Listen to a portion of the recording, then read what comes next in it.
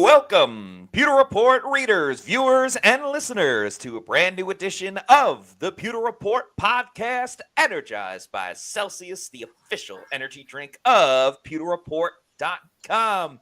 Once again, for the second Monday in a row, it's a Victory Monday. So happy Victory Monday to all of you Pewter people and Bucs fans. We love doing the podcast, but we love it a little bit more when it's a Victory Monday. There's no doubt about that. So we're going to further recap the Bucs' big win. We're going to talk about the NFC South division. Are the Bucs going to win it? Are they going to make the playoffs? A lot to get into, along with some breaking news that just popped up right before the show that we'll talk about. I'm your host, Matt Matera. Joined with me, not Scott Reynolds, but a fellow colleague of mine and somebody that I missed so much on yesterday's Pewter Game Day show that I needed to see him today. He, of course, was not on the Game Day show yesterday because he was live in Charlotte for the Bucs-Panthers game. It is Josh Capo. Josh, we are all lucky to have you on the show today. Thank you for joining, and how you doing? Matthias Vincenzo Odabaya Matera III. I am amazing on this Victory Monday. A little tired, a little worse for the wear. Round trip Atlanta to Charlotte is 6 hours, plus you add in the game and the post-game activities, and then you add in the fact that the Bucs just can't play a full regulation game when I'm in attendance. It's always an overtime affair when I'm there, and a little tired today, but doing really well, especially going through the tape today. It's been a real treat watching the Bucs offensive line really cement themselves as one of the best in the NFL.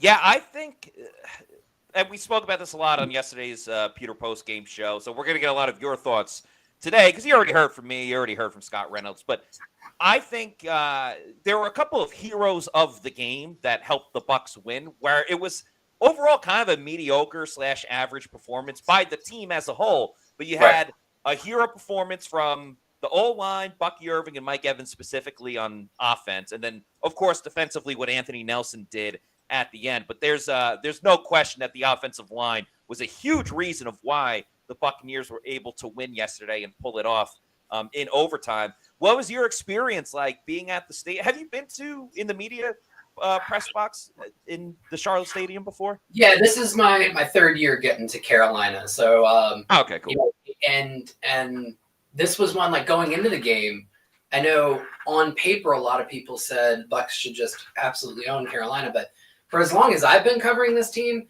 Carolina has played Tampa Bay extremely tough at home over the last 3 years that I've been with Pewter Report. So it just kind of taking everybody down memory lane. 2 years ago, 2022, that was the one where Brady misses Mike Evans on the post early. That should have gone for I think it was like a 70-yard touchdown, and then they never really recovered from just the shock of that drop by Mike Evans, and they lose that game. Then last year, Week 18, with the division on the line, everybody thought the Bucs, they had been rolling at that point. The offense was kind of hitting on all cylinders. Well, all those cylinders kind of ran off the rails. I just mixed metaphors there, but it was a 9-0 affair, real ugly game. So, I showed up to Carolina. I was like, I'm a little worried for the Bucs on this one. Bryce Young and their offense had really started to gain some momentum. I thought that they could pose some problems for a Tampa Bay defense that is still, porous in some very specific areas. And then I thought it was just going to, who was going to kind of score last. And lo and behold, it came down to the last score, literally to walk it off, and the Bucs get the field goal to put them in a virtual tie with the Falcons at the top of the division.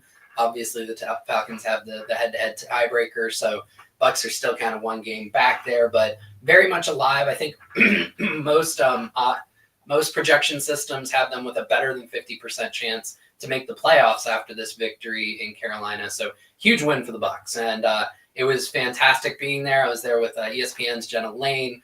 We just kept laughing, both of us kind of deleting things that we were writing, trying to Oh yeah, so it looks like the Bucs are gonna win. Oh, delete. Bucs lose. Oh no, delete overtime. So Yeah. I think at one point I tweeted that this game is drunk, which was something I had to tweet when week 5 against Atlanta. So it's been a thriller every time I've been in attendance for the Bucs games. It's been enjoyable.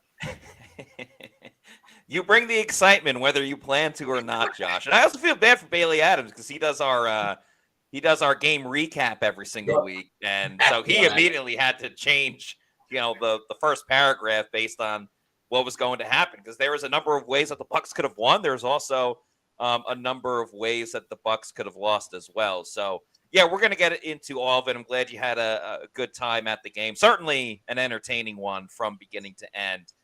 You have since watched the tape. You've also, you obviously saw it live.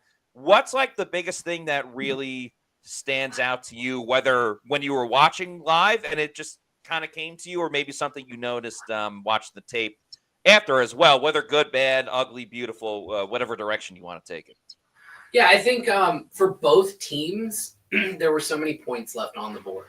The Bucs defense, I will say, they haven't been really good at anything this year. They got back to stopping the run, and that was extremely pivotal for them in a couple of red zone situations where they were able to keep Carolina out of the end zone and force some field goals, one of which was missed, which ended up being critical at the end of the game. And then just overall, keeping the score down, keeping Carolina down to, was it 23 points total over basically 5 quarters. The Bucs themselves inflicted a ton of pain on themselves. Baker took a couple of bad sacks that he shouldn't have taken. You had a few, pre-snap penalties. So Graham Barton got hit with a false start. Then 3 different skill position players, Sterling Shepard, Jalen McMillan, Kate Otten, all got hit with false starts. What was interesting is looking at some of the Panthers media and fans today online, they were saying that's the loudest that Bank of America Stadium has been in years. Wow. And the fans are kind of back to supporting that team. And talking with some people in the Panthers front office, everyone over there feels like they are headed in the right direction. And this is the 3rd or 4th game in a row where they've played, a tough opponent down to the wire. They almost beat Kansas City. Yep. So they are trending in the right direction. And for those who think that they're going to continue to be the basement cellar dweller in the NFC South, that may not last as long as you think it will, especially with the trajectory that the Saints are on. I think Carolina is going to be relevant more quickly than most think. But just kind of going back to that, the fans are starting to get behind that team. They were getting loud, and it seemed to play some effect on the Bucs offense because it caused those 4 pre-snap penalties, which led to stalled drives. Again, the Baker sacks, there were a couple of those that really stalled a couple of drives out, including one that forced Chase McLaughlin to have to attempt a 54-yard field goal that didn't seal overtime initially. So those were some of the takeaways I had. I think the offensive line played amazing for the better part of the game. Graham Barton and Ben Bredesen had a tough first quarter, first half. Both were phenomenal down the stretch. I think Liam Cohen really has embraced the fact that this team is a gap scheme team when it comes to running the ball. All of their best runs came on gap. And they went off for 230 some odd yards on the ground. Yeah, Bucky, 236 to be exact. Yep. Bucky and Rashad both had some phenomenal runs in this game. All of that coming off of those gap concepts. And then down the stretch, Baker, who had a terrible game, if you look at the overall game, from the 4th quarter all the way through the end, outside of one bad sack, he was lights out. I think it was 12 of 14 or 11 of 12, like 110 yards, a touchdown, a major scramble to help get them into field goal range for the tying score to send the game into overtime. He was absolutely brilliant when the Bucs needed him to be. And then when you add in the context of he was playing really banged up, I thought it was a gutsy performance by him. So, and then Anthony Nelson coming off of having a baby two days prior, wife having a baby. She did all the work. He didn't do anything. I know this as a father. I didn't do any work with our 2 kids either. Him stripping that ball, and amongst a really good performance overall. Then that was the cherry on the top. just a really great galvanizing win.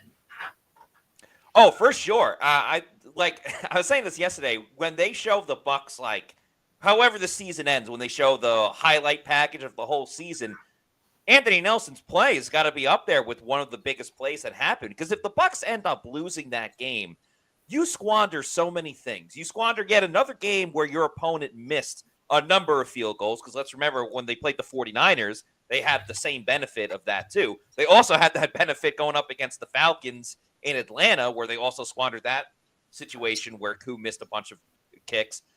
They took advantage of it in week 1. So whatever's going on, the Bucs can get in the heads of their opponent's kickers this year based on all of that. But it also squanders the Falcons losing to the Chargers, and it would have squandered just a tremendous game, literally the greatest game that Bucky Irving has had in the NFL.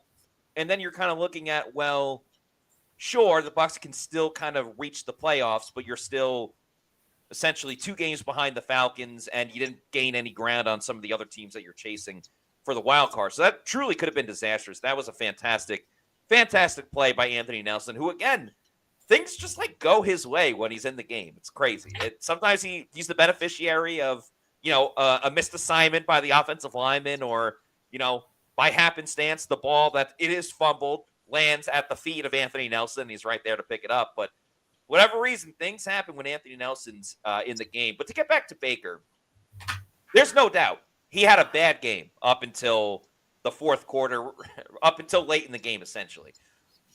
But with that said, I think there's a couple of ways to define grit. And I think one of the ways to define it is overcoming adversity, still pulling through when things aren't going your way or you're not playing well, and you find a way to win at the end. And that's exactly what Baker, and not just Baker, obviously Mike Evans was huge on that final drive. Sterling Shepard, for as little as the other wide receivers were not involved in this game, Sterling Shepard, even getting a couple of extra yards on those little screens at the end, I think made a big difference. And, hey, a win's a win is a win, and you'd rather learn from your mistakes following a win than learn from your mistakes following a loss. So, if anything, it still keeps the Bucs in this playoff hunt, which will be very exciting coming down the stretch.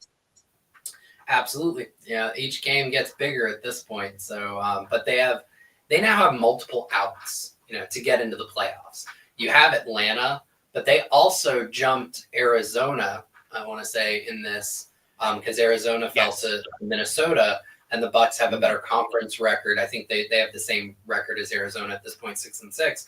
And they're 1 game back in the loss column from Washington, and they hold the head-to-head tiebreaker over Washington for the 7th seed. So the Bucs now have multiple paths to the postseason.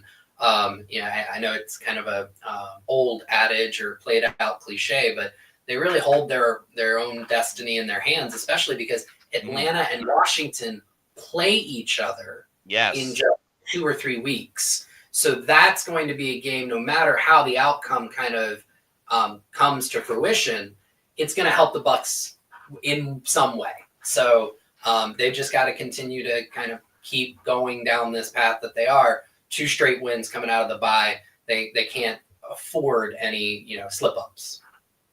Right. That Atlanta-Washington game in a couple of weeks is huge because at this point, obviously the goal for the Bucs is to win the division. We all know that's the best thing that can happen for them. But if they wanted to get in via the wild card, you're essentially chasing that last one because the Vikings are 10-2, and they're in second place in their own division. And the Packers also in the NFC North are 1 game behind that at 9-3. So they'll take up the top 2 wild card spots unless, hey, Minnesota, I guess, technically could surpass the Lions. They're only 1 game behind.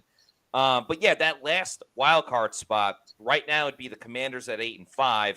The NFC West is a mishmash as well. Someone has to win that division, but yeah, Seattle's at 7-5, but you have the Cardinals at 6-6.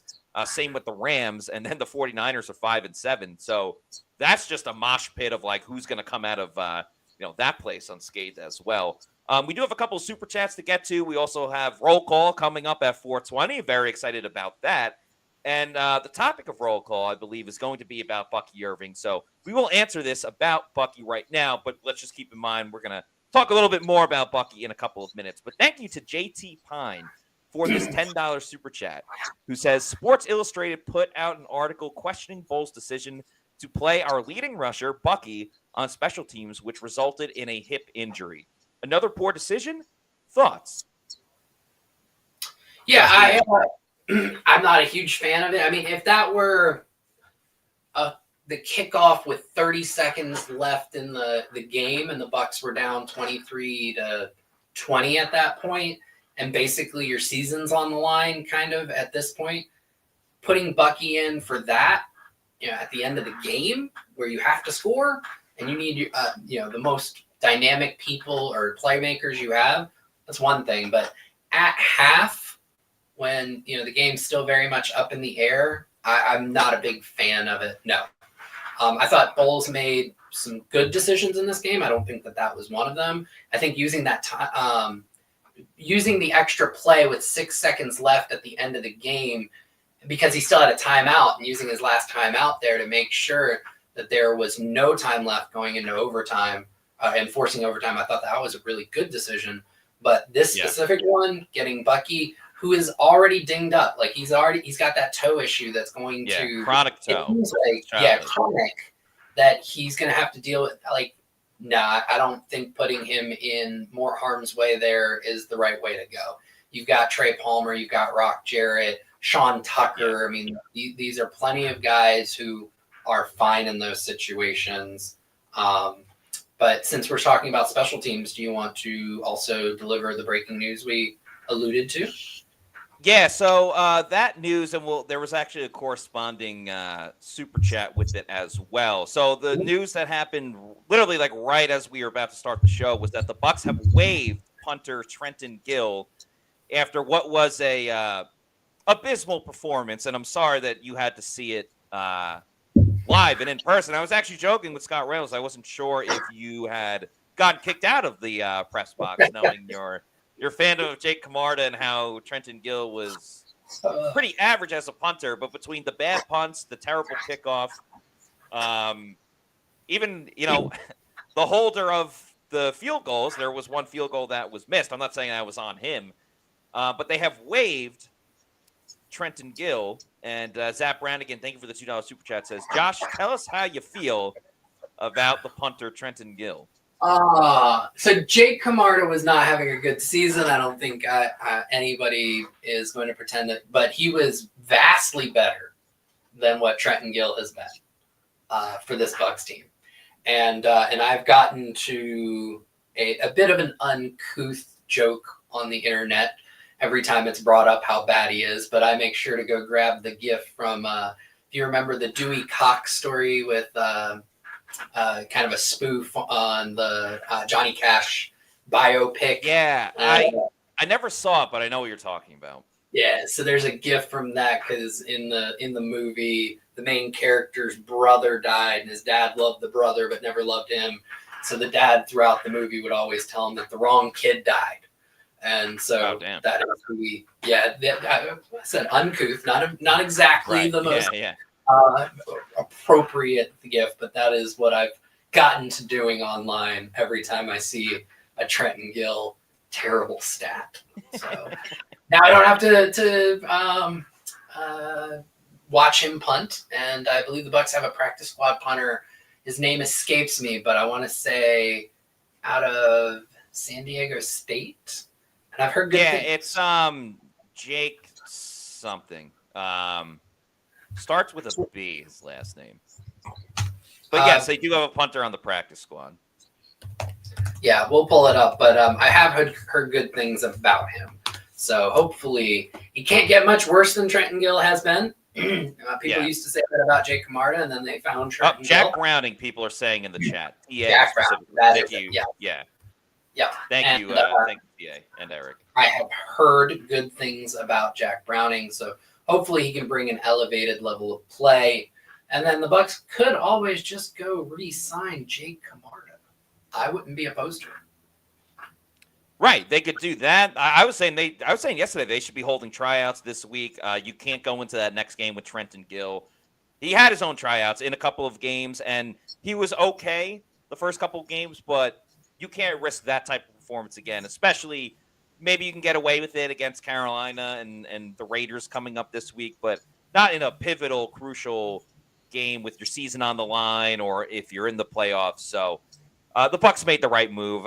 You could tell by what Todd Bowles was saying today that it seemed like it was going that way. But yeah, that's the breaking news on Trenton Gill. Some other breaking news is that we're at 420. It's actually 421. So that means it is time for roll call. We do this every single Monday show. We absolutely love doing it because we have amazing fans, you, the Pewter people. We have great fans across the world, not just in Tampa, not just in the state of Florida, not just in the United States, but literally all over. We have some international as well. So we do this every Monday show. One of us starts going on a conversation about your Tampa Bay Buccaneers. And in the meantime, we will put on the screen where you guys are watching the show from, and we'll give a couple of individual shout outs as well. Josh, with you being on the Monday show, you already came in ready to have a conversation about a specific Buccaneers topic. So whenever you are ready, everybody in the chat, get ready to rock and roll as well. So the floor is yours, Mr. Capo. Yeah, the man of the hour right now in Bucs world is and should be Bucky Irving, right? Coming off of a career game. I think it was something like 148 yards rushing, added a big catch as well, touchdown, had the big 43-yarder on an absolute gorgeous play design. He was magnificent, and obviously people wanted to talk to him about it. And he very graciously gave a lot of credit to his offensive line and said, can't do it without him. And he's absolutely right. But then Bucky took it one step further, and he said the offensive line's not getting enough credit. He said the media is not doing a good enough job of giving him that credit. And, well, Mr. Irving, I'm here to tell you you're not paying attention to the right media. Because if he were reading Pewter Report articles or listening to Pewter Report podcast or following Pewter Reporters on social media, at least me, I'm going to speak for myself. I'm going to speak for my colleagues. He wouldn't have said that because we have waxed poetic about this offensive line for the better part of this season. All right. We were the first to identify that the Bucs run games weren't so much a personnel issue. It was more of a schematic issue. We talked about how the zone running game wasn't built for these blockers. They needed to go to more of a gap running game. Well, yesterday, the Bucs ran 23 gap plays to only 12 zone plays. And guess what? They ran for over 200 yards. And back when they played the Saints and they went for 277, I'm going to give you one guess. Which one did they run more of, gap or zone? That's right, it was gap.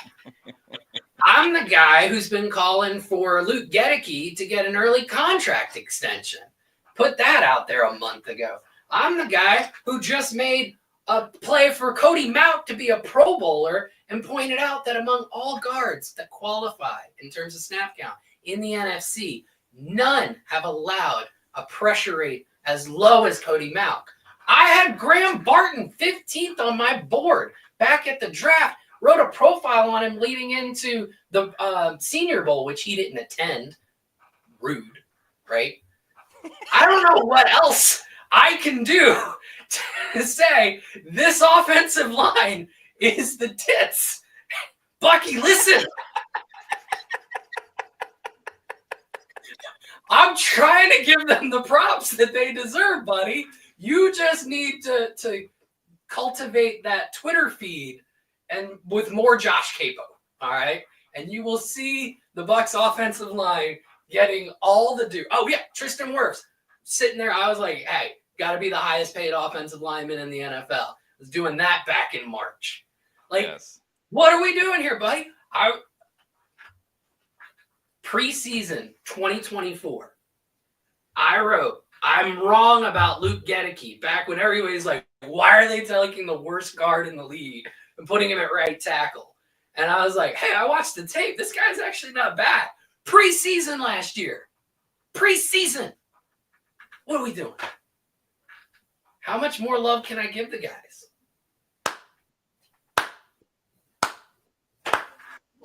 Hope you can hear my clapping on the microphone. I can definitely hear. Well done, Josh Capo. Well done. Put some respect on this man's name. Josh Capo has been defending, waving the flag, and planting that flag on opponents' fields since his heyday for the offensive line. So, Bucky Irving, follow Josh Capo at Josh_Capo. This very much felt like a Mike Gundy, like, come at me. I'm a man. I'm 40. I'm talking about the offensive line. I forgot my drop. I was going to go Google me. But anyway, I mean, there's no lies in what you said. You've been after it since day one, and a lot of people have enjoyed it. Paul aka OG Baker Bro says the Wizard recognizes the O-line. Henry Gigante says let Josh cook. There was another great one in there. Josh Ortiz says, how many Celsius did Josh have before this show? LOL. And that is a great 3. Oh, my God. That's a great segue to remind everybody that Celsius is the official energy drink of PewterReport.com and the Pewter Report podcast. There's so many fantastic flavors of Celsius. I love the Arctic vibe. Can't go wrong with really any of them. So check out some of their new flavors like the sparkling watermelon lemonade as well. If you need to know where to find a Celsius energy drink, head on over to the Celsius store locator on their website. Punch in your address. It'll tell you the closest location where you can pick one up. Might be a Walmart, a Target, a Stop and Shop, Josh Capo's house, a Publix, or your bodega. Bodega. There we go. And after you keep going to your bodega and you know you love Celsius and you want more, that's when you can buy it in bulk over on Amazon with the subscribe and save. And I recommend the variety pack because there's so many fantastic flavors of Celsius, and you can have it sent to your place of residence whenever you want. You're in charge. You're the captain. Just make sure you're drinking Celsius energy drinks, the official energy drink of PewterReport.com. J5 Studios said, man, I'm fired up after that. So there you go. You got a lot of backers in your corner for sure. Let's get to a couple of more super chats as they keep piling in. Thank you so much, everybody. We really appreciate your support. And another great roll call. We will get to a couple of shout outs as well. Where were we? I lost my place because of you, the Pewter people. And I mean that in a good way because they keep filing in. KGH for Life said, and thank you for the $5 super chat, said, I didn't like the Bucky pick. Glad to be proven wrong. I mean, he's been a stud. And I think, you know, a lot of people are talking about offensive rookie in the year, and typically it goes to a quarterback. It'll be tough for Bucky to overtake Jaden Daniels and, to this point, Bo Nix, and we'll see how he looks tonight going up against Jameis Winston. But outside of those two guys, it's hard to pick someone else besides Bucky Irving. If you were to take quarterbacks out, it's a two-man race for offensive rookie of the year, and it's between Bucky and Brock Bowers because Bowers may set the all-time rookie tight end catches record, yards record, and he has an outside shot at just most catches by a tight end in a season ever. So, Bowers is having an absolutely incredible season. Bucky is having a fantastic season. Both of them very deserving. But here's the thing where you talk about value. Brock Bowers was a top 15 overall pick. Bucky Irving was selected in the fourth round. Yeah. So you got a fourth-round guy going up against 3 first-round quarterbacks, or really 2 at this point. 2 first-round quarterbacks and a first-round tight end. And then there's this fourth-round running back making his case. That's incredible value by Jason Light, right? And you add to that, and I asked Todd Bowles about this yesterday. You know, Graham Barton's still having a great season, PFF grades notwithstanding. Be damned, that's right. And then even like Jalen McMillan made a big catch, you know, in on their last drive of the fourth quarter to get them into field goal range to set up the game-tying kick to go into overtime. So lots of contributions from this rookie class, which has been extremely helpful to the team as they're starting to get back. Well, they're at 500 now, right? And have a play for the division or a wild card spot. Did we just create a new award, most valuable rookie? I like rookie it. of the year. We're not talking about most valuable. All right, that's going to be our next thing we're fighting for is most valuable rookie. Most valuable Bucky Irving, rookie. not rookie of the year, most valuable rookie.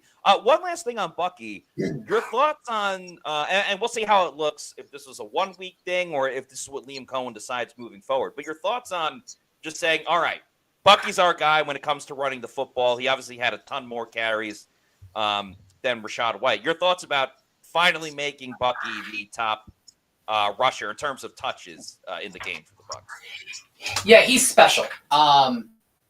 He's more special than Rachaad is with the ball in his hands. He's a good receiving back. And here's the difference between him and Sean Tucker when people talk about why don't they get more touches.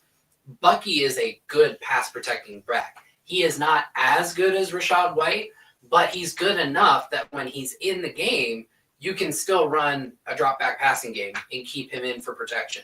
You can put him out into the formation as they've done. You know, he's actually one of the top receiving rookies, regardless of position, in the NFL this year. So with Bucky, you don't silo the offense like it can kind of happen with Sean Tucker. And yes, at this point, I think they need to load manage based on his size and the fact that he is dinged up with the hip and the toe. Yeah. So I would love to see a snap count somewhere around 60-40. And then I don't really care what the carry or the touches distribution is from that 60-40 split, because a lot of that's going to be dictated by down distance, what's going on in the game situation. So, but if there's a 60-40 snap share with Bucky on the Lions side of that, I'm totally fine with that. Yeah, Bucky only had one or two more snaps than Rachaad White. Now, part of that might have been the hip injury and stuff like that. But I agree with you. I would love to run Bucky as much as possible. I do think his size does play a factor in terms of durability, how often he can be used, just because, this is the highest level that the game of football is played, and, you want him available as much as possible. Let's go to Paul Morales. Thanks for the $4.99 super chat. Yeah, sure. And real quick, the Bucs running game is so good, and those two backs are so good. I don't care how many touches Sean Tucker gets for the rest of the season. I really don't. Like, the blocking scheme is there. The backs are good enough. Tucker's a good running back. That's fine. He's a great number 3. If they call his number a few times in a game, they didn't call his number at all yesterday. They put up 236 yards. Like, he's a solid, he's a great number 3, but they don't need to find him touches with the two guys they've got in front of him with the way that this is getting blocked up right now. For sure, exactly. Like, I've called for more Sean Tucker. I would have liked to see more Sean Tucker. But in yesterday's game, when you rush for 236 yards, you cannot complain about who's in the game running. You rushed for 236 yards. So if the Bucs find themselves in a stalemate in a couple of games and they're not getting the same success, then maybe go back to Sean Tucker. But literally no Bucs fan, even Q's44, and I love you, Q's44, but even you can't complain about Sean Tucker not getting involved when the Bucs ran for 200. Bucky averaged 6.2 yards a tote, and Rachaad was at 6.9. Both of them had to carry a very nice average for Rachaad White. Paul Morales, thank you for the $4.99 super chat. Says, I had zero intention to drink yesterday until pick number 2, LOL. A win is a win. Yeah, that pick was so crazy because Kyle Trask, shout out the Traskaholics. Speaking of, never mind. Not gonna make that joke. But he's in for 2 plays. I know hindsight's 20/20, and it's like, why would you put him in to just throw that interception? I almost feel like I would have kept Trask in for the 3rd down play, and then if you want to bring Baker in right after, like, at least he's got a fresh set of downs. It's not like an all or nothing situation. So yeah, that second one was particularly weird, just given that like Trask was in and then Baker was in and kind of all over the place. But we kind of summed up Baker, bad game, but then showed up when it mattered most. I don't see this as a consistent thing for Baker. He's been a lot better than bad this year. So, well, that's the thing with Baker is he is Dr. Jekyll, Mr. Hyde. From a game-to-game basis and from a drive-to-drive basis, you just never know what Baker you're going to get. He's been more Jekyll than Hyde this year, but there's been enough Hyde that in some of their worst games, he's been a big reason for the loss. in some of their best games. He was absolutely a big reason for the wins. And you never quite know what Baker you're going to get. And in terms of covering the team, that's kind of fun. Yeah, for sure. Brings the entertainment factor. Redfish, thank you for the $4.99 super chat. Says, fourth game we've given up a late score. Is this scheme, talent, or both? Great play by Nelson. He deliberately stripped that ball. Both. It is both. Yeah, go ahead. I was just going to say, it's a little bit of both. And I think what is most frustrating, at least for me, and maybe some Bucs fans feel the same, maybe you feel the same, is, and I know it's not just the secondary, it all plays hand in hand, the pressures, the calls, the coverage, the situation. But when you look at like just the Bucs secondary, and I know there's been injuries in and out, whatever, but individually, Zion McCollum, people are very fond of. He's played really well this year. Jamel Dean, solid when available. Let's throw out the injuries, stuff like that. Solid when available. Antoine Winfield Jr. has been an all-pro safety. Tyke Smith, again, I know he didn't play, but like when available, pretty damn good rookie, you know? And then you bring back Mike Edwards, a ball hawk, almost had an interception last week.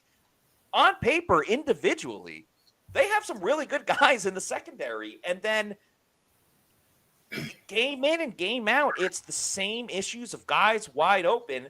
And I think that win over the Giants, it just showed how bad the Giants are as an offense, because immediately when the Bucs played a little bit of tougher competition, at least their defense against another offense, it went back to the same problems, Josh, that they've really had all season.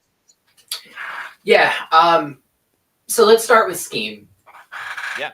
Todd Bowles' philosophy is he wants to blitz and he wants to create negative plays. Okay. Mm-hmm. You can create a negative play, a sack, or force a turnover through bad decision-making from pressure. More often than not, that's a drive killer. I can't remember the stat I saw, but like a big tackle for a loss or a sack usually kills a drive. I think it's well over like 70% of the time. Okay. So his defense lives and dies by that.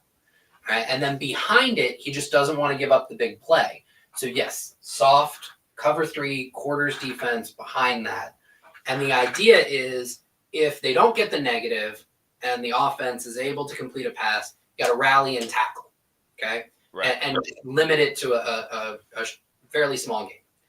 There are several issues with that right now for this modern era of football, is that offenses are not trying deep passes. You see a ton of offenses. The Bucs offense is a really great example of that, where they are creating explosives with short passes with lots of yards after catch. That is exasperated by the fact that the Bucs defense has been terrible at tackling this year.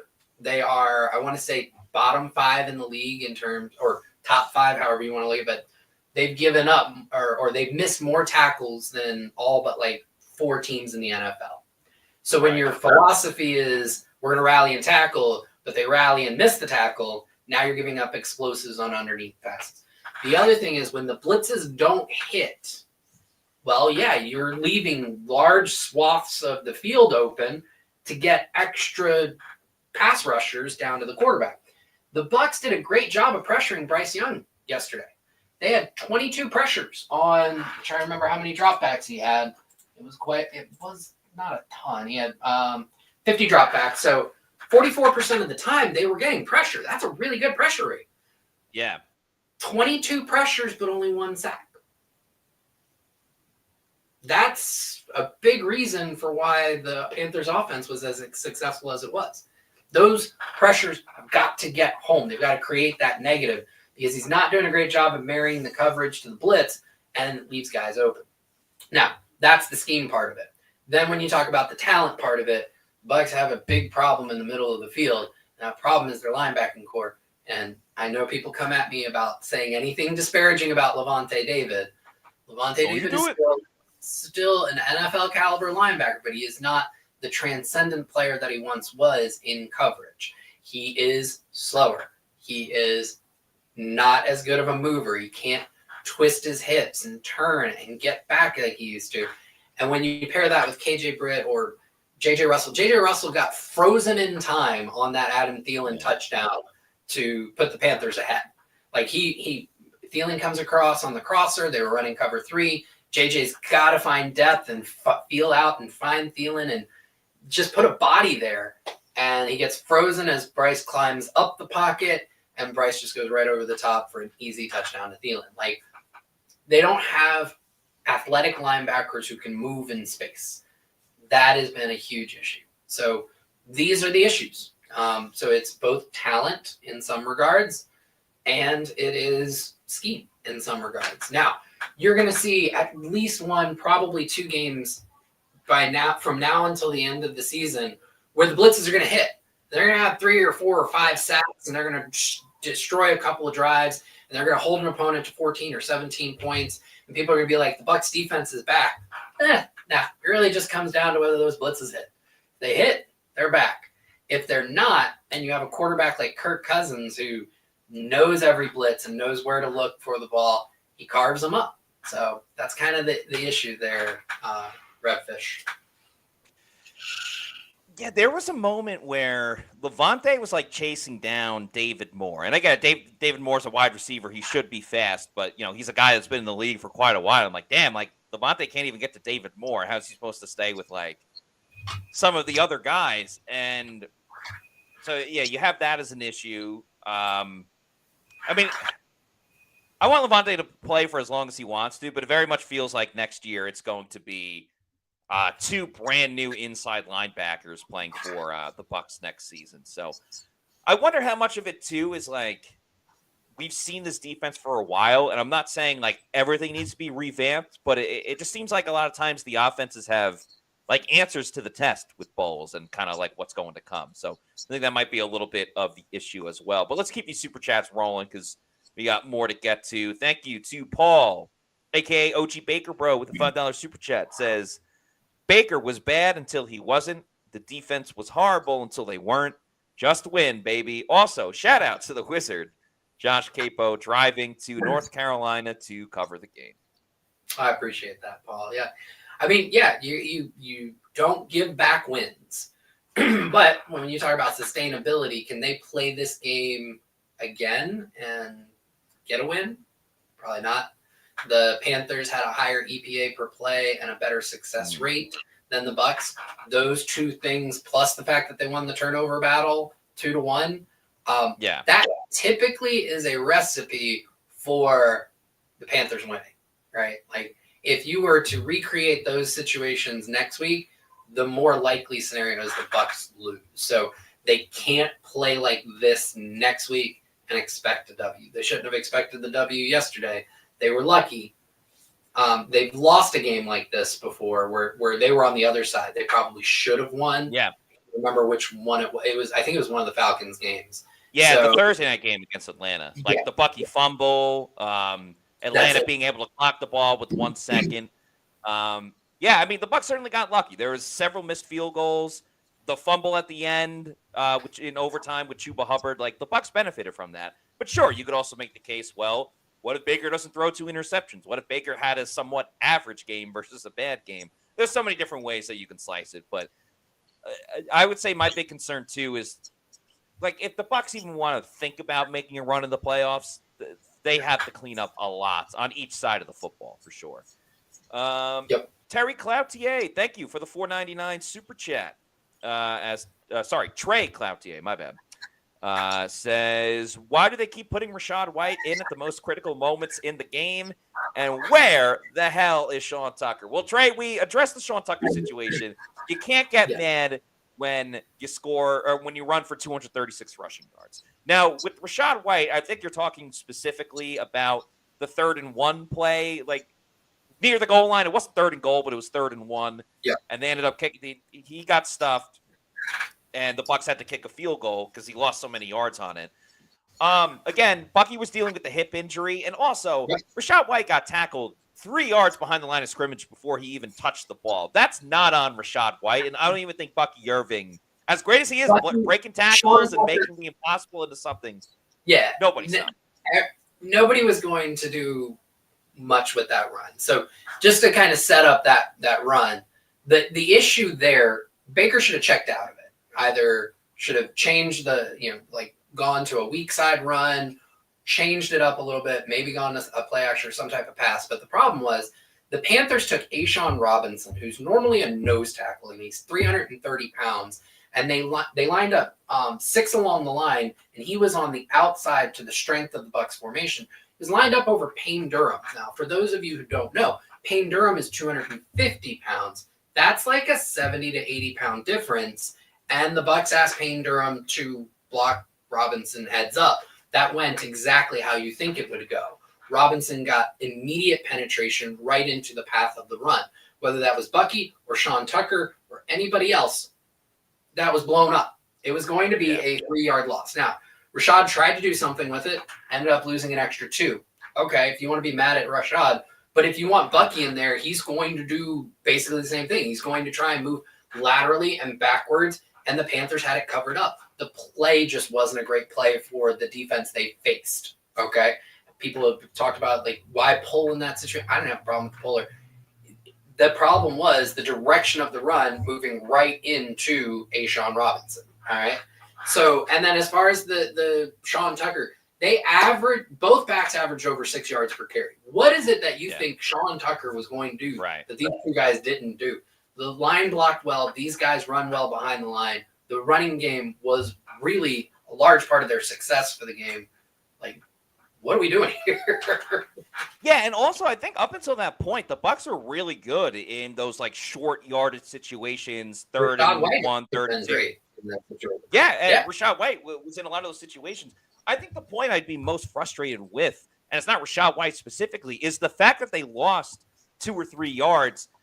It completely erased even the idea of going for it on 4th and 1, getting the first down, and then not only do you take more time off the clock, but if you score the touchdown there, then the game's over. Because remember, the Panthers had started using some of their timeouts. That's what I'd be most frustrated about versus who was getting the football in that situation. And not for nothing, Sean Tucker got the football in that situation last year and literally fumbled the bag or fumbled the ball. Yeah, last game. Yeah. So if you're calling for Sean, literally he fumbled in that situation last week. Sean Tucker was bad against the Giants. Like, he fumbled. He had the touchdown, which was great. And again, I like Sean Tucker. I want to see more Sean Tucker, especially if Bucky Irving's going to be banged up or whatever the case is moving forward. But in that game where they ran for 236 yards, you don't need to be like, you know what, let's give Sean Tucker a rep. Also, because at that point, he had not been in the game at all. So you're going to take an ice-cold running back on a 3rd and 1 situation with the game on the line? Just wasn't the right situation for it. Thank you to Eric Moreno for this $5 super chat, who says, I'm a big fan of your work, Josh. Go Bucs. Please keep my family in your prayers. We are going through quite a very rough time. God bless. So sorry to hear that, Eric. Thinking of your family. Hope everything's going all right. And thanks for all your support. So if we can help support you, we are here for you. So thank you for the super chat, Eric. Appreciate it. Appreciate the kind words, Eric. And we interact online, and definitely praying for his family. Henry Gigante, thank you for the $4.99 super chat. Says Todd Bowles calling all-out blitzes on 3rd down needs to stop. Bucs got very lucky with that Nelly strip, but a win is a win. Pewter power with a bunch of exclamation points. I mean, this is what Todd Bowles does. I don't necessarily hate it. Like, he even got more aggressive at the end. I think when you knew he needed to get a turnover, like the 3rd down that the Panthers got right before the Chuba Hubbard fumble. I don't know. I didn't have an issue with it. Yeah, I mean, the thing is, then you have to trust your 4-man pass rush to get home on their own. And while the Bucs interior, as long as it's Vea and Cansey out there, maybe you trust them. The outside linebacker group has not done a very good job of getting home. Yaya Diaby racks up a lot of hurries, not a ton of quarterback hits or sacks. And then, Anthony Nelson's had a couple of good games, but and then anytime Vea and Cansey kind of come off the field and it's Greg Gaines and it's Logan Hall, you're not getting really any pressure unless you're sending extra blitzers.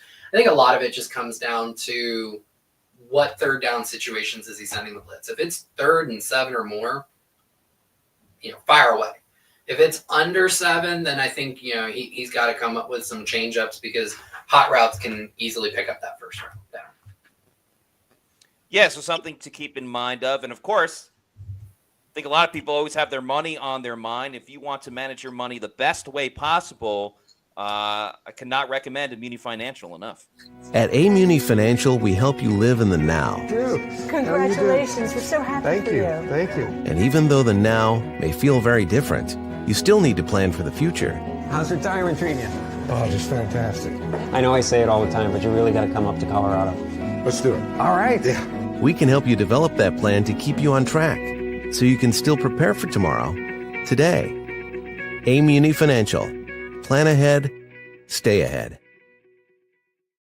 That's right. Immuni Financial has proudly been serving clients across the country since 1980. They can help you with a number of things like legacy and retirement planning, insurance services, sales and trading. They can also set up a college account as well if your kid plans on going to college as well. And they can help you out with a number of different things. And obviously, they have a building in Tampa. They have one in Colorado, as you saw in the video, but they have it all over the United States as well. You could be in Charlotte, where the game was. You can be in Texas or Oklahoma or Las Vegas. I know the Bucs are hosting Las Vegas next week, but you can be in Vegas and go to an Immuni Financial as well. So give them a call, get a free consultation, and see how Immuni Financial can help you. And while they have places all over the country, we have great fans all over the world. So we just wanted to give a quick shout out to several of you that were in roll call today. We had another great turnout, so thank you everybody for your support. Starting with Felix Schmidt, watching from Edmonton, Alberta, Canada, parentheses, Bucky to 1K. Frederick Rapp, we're starting international, watching from Gothenburg, Sweden. Vincent Debona from Spring Hill, Florida. Go Bucs. Paul Bowen, Prattville, Alabama. 1, 2, 3, 4, Dragonoski. Probably the only person from Macedonia following this channel. Regardless, we thank you so much for your support. Rashad Brown, Charlotte, North Carolina. I'm sure you had a good time yesterday. Kells, 808. Aloha from Hawaii. Pewter Peeps, thanks for your support, Kells. Drew, number 0, Manchester, UK. Kenny Cellini, Fort Knox, Kentucky. Ryan Giles from Rock Springs, Wyoming. Canal Aleatorio from Sao Paulo, Brazil. Very cool. Seeing it all the way over there. Maybe if the Bucs play a future Brazil game, you can go. Eric Moreno from Lakeland, Florida. Derek Brown, St. John, New Brunswick, Canada. Bucky. What else? One more, last but not least, JT Pine, Charlotte, North Carolina, watching firsthand. Nelly knocked the air out of the Panther fans last night. Was priceless. Glad you had a fun time. Thank you to everybody for your support. Really cool to see, and love when we see people from all different places watching the Pewter Report podcast. All right. We still have some more super chats to get to. Yeah, before you get to him, I did take a look at Rachaad White has had 9 carries from the 2-yard line or less over the last 2 years. And 6 of those 9 carries have had a positive success rate, which means basically they achieved their goal. So for those wondering, and that includes the one last night where he didn't. So leading into that run, he was 6 of 8, 75% conversion rate. That's pretty good. That's a guy I want out there for that run. Yeah, for sure. You make a really good point. One last thing as well before we get to the super chats. Of course, it's a Monday show, so we want to give a shout out. First of all, to our Pewter Platinum members. Thank you so much to Scott Federico, Rafael Gordon, Noah Parr, Scotty J, Dave Anderson, Eric Millen, and Zach Jarvis. Thank you all for being Pewter Platinum members. We appreciate it. And we could not do it without your support. So thank you so much. Also, a big time thank you to all of our Pewter Premier channel members. We will let that play on the ticker tape below as we get into some more super chats. But again, thank you everyone for your support. Paul, a.k.a. OG Bacon Bro, thank you for gifting a Pewter Report membership. That is mighty, mighty kind of you. We're always grateful when you do so. Shaggy commenting on your rant from earlier. Thanks for the $5 super chat. Says, don't hold back, Josh. Tell us how you really feel. Look, I'm wrong a lot, so when I'm right, I'm going to let people know. And Paul Bowen with the $4.99 super chat says, Bucky, you're drinking the wrong water. Parentheses, the right water being Pewter Report. Yeah, I may have to tell Bucky in the locker room to give us a follow, and you'll get all the offensive line support that you are looking for, no doubt about it. Mark, thank you for the $5 super chat. Says, Evans needs about 96 yards per game to tie Jerry Rice with 11 straight 1,000-yard seasons. Knowing he can rip off monster games, do you guys think he'll get there? Josh, we'll start with you. Yeah, I'm just trying to look at who they face. Raiders, Chargers, Cowboys, Panthers, Saints. I don't know if that's the exact order, but no, I think you nailed it. So the Raiders, I think that yes, he can definitely get like 120, 130 in that game. The Chargers, I think, will be difficult. They play a really tough brand of defense. The Cowboys have Deron Bland back along with Trevon Diggs. That may be a little bit.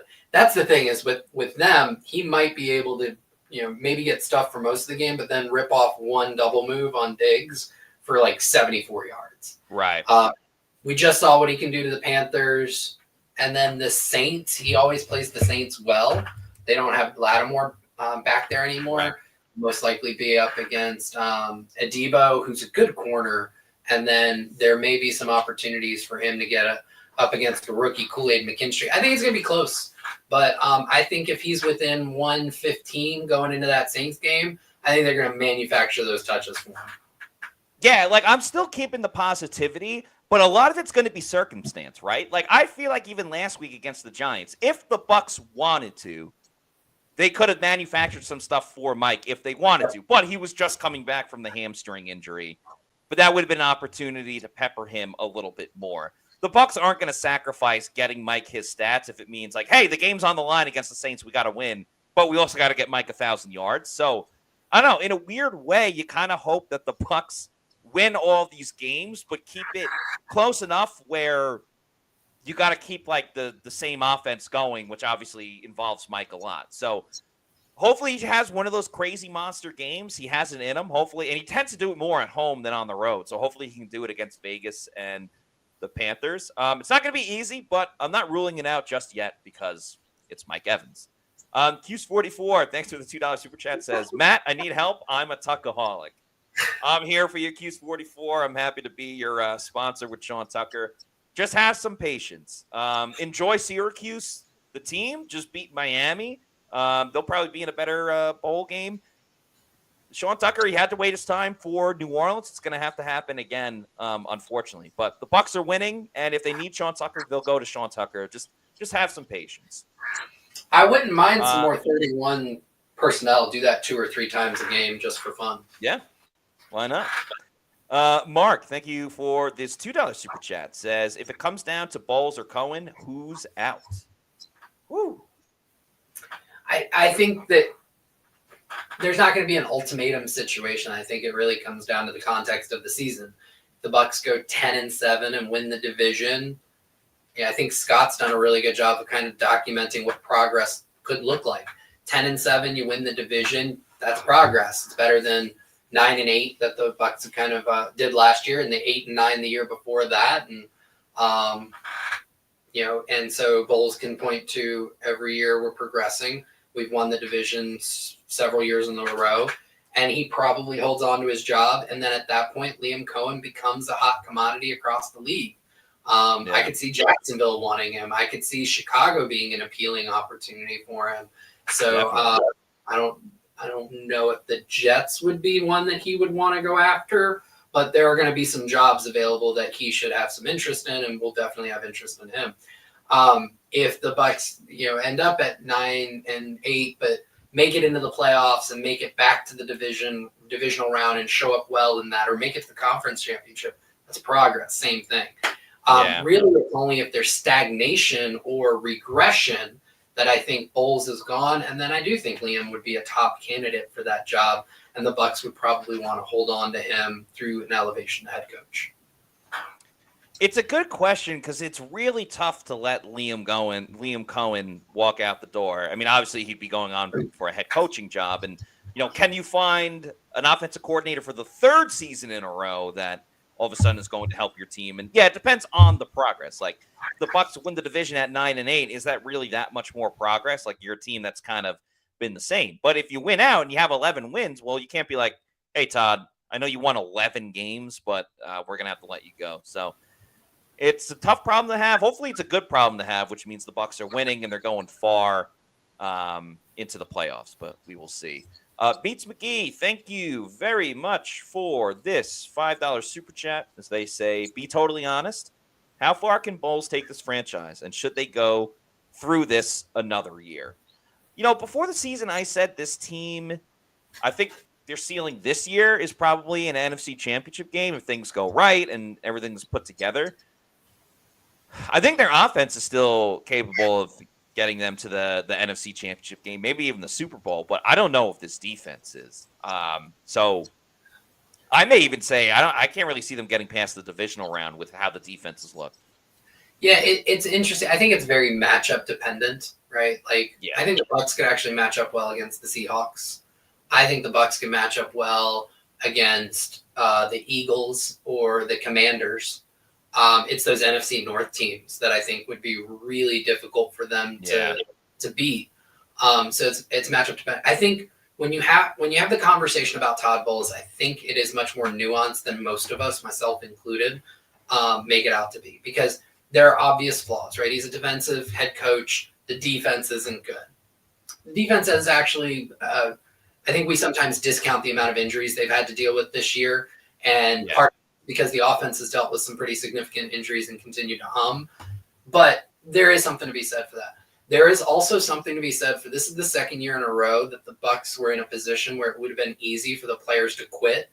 And Todd Bowles, as a culture person and as a leader of men, we do not give him nearly enough credit for his ability to keep that locker room intact, keep those players engaged, and turn the season around once last year.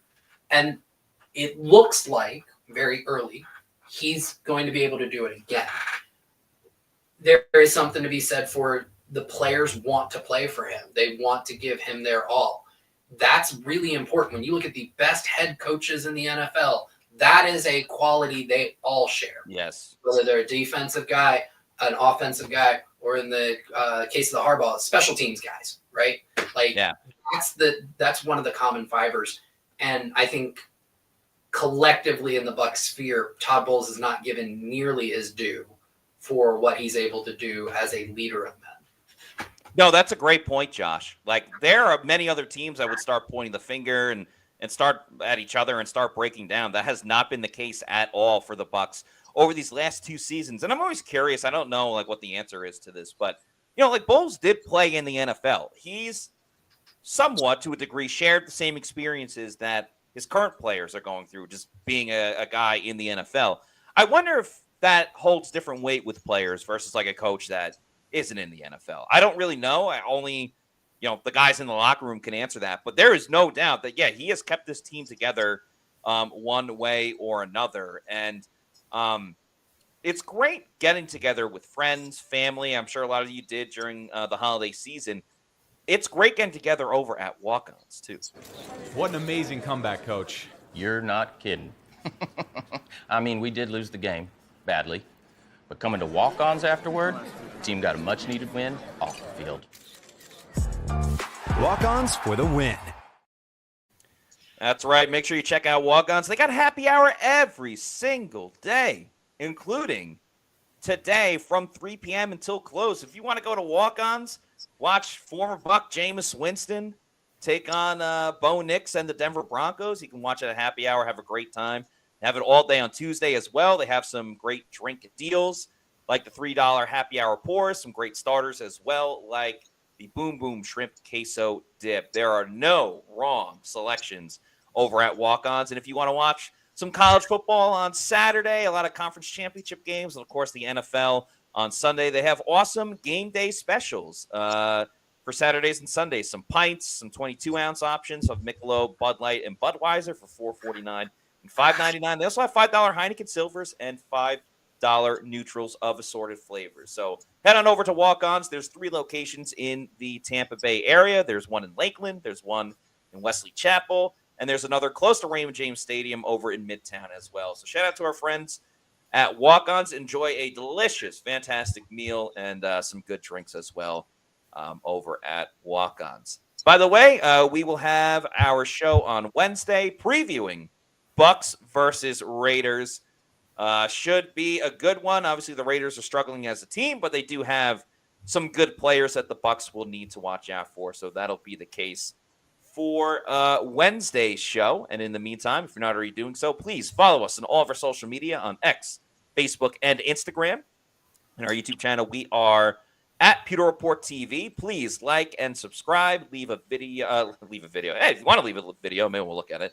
Leave a comment as well. And we appreciate all of your support. So that'll do it for us on today's show. For Josh Capo, I'm Matt Matera saying thanks, everybody, for watching. And we'll see you on Wednesday for another edition of the Pewter Report podcast. Out. Out.